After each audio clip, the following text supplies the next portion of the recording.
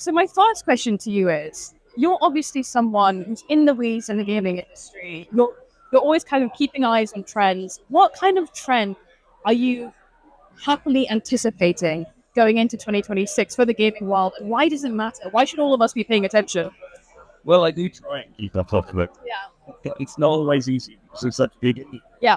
I think, we released our local gaming report recently, and I think one of the biggest takeaways for me is the growth of Chinese companies moving into the West. Yeah. Like we're seeing now, when you're looking at user acquisition spend, the Chinese companies spend in the West, so not in China, but actually spending in other countries, has gone up to about 35% of the total user acquisition spend, which is nuts. When you think about the amount of money that's being pumped in from Chinese companies to the West now, it's phenomenal. And I think that growth is just going to continue. Like, you look at a lot of the games that they're producing, they're very, very high quality games, and like the retention aspect, they've got the live ops down perfectly. They're very, very, very high quality titles and really sort of engaging. And that's just China. I think I was talking to Jakob from 2.5 Gamers yesterday. It's like Vietnam is its own beast in and of itself. Vietnam's taking off. Yeah.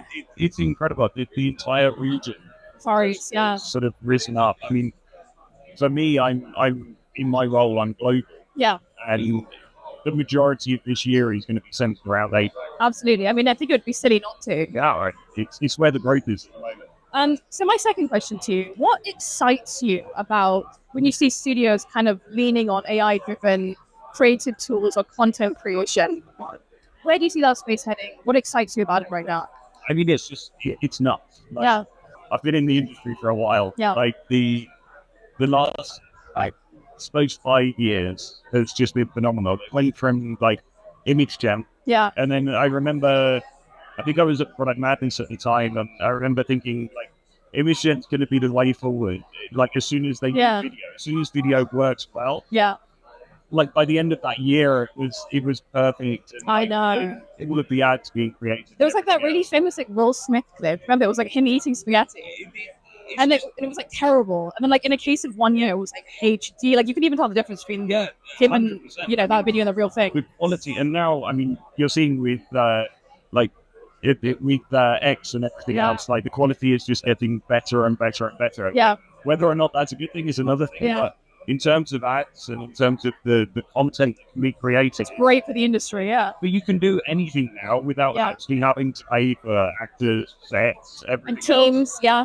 I mean, these used to be the only companies that used to be able to do this level of content was like the big AAAs that were spending hundreds of millions on marketing budgets. It opens that door so well to people who didn't have the opportunity to do that before. Absolutely.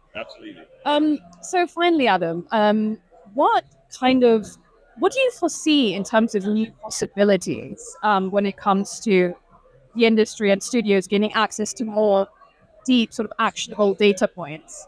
What do you think it means for building games? What do you think it means for scaling games? I think there's a lot of new stuff coming to market. Like we brought in a product now called Signal. Yeah. Which is I'm personally very excited about. Yeah. It kind of gives game studios access or marketers access to data that they wouldn't have been able to see normally.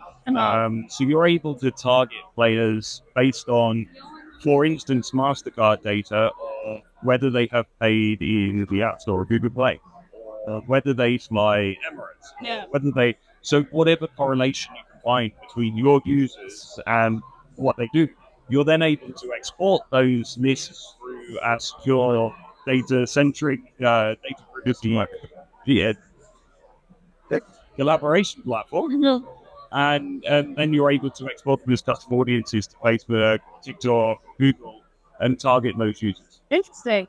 Well, Adam, I really appreciate using the last of your vocal cords to interview with me today. I appreciate it a lot. Thank you so much. We won't leave it until the last thing on the second day for the next one. Exactly. Thank you. Cheers.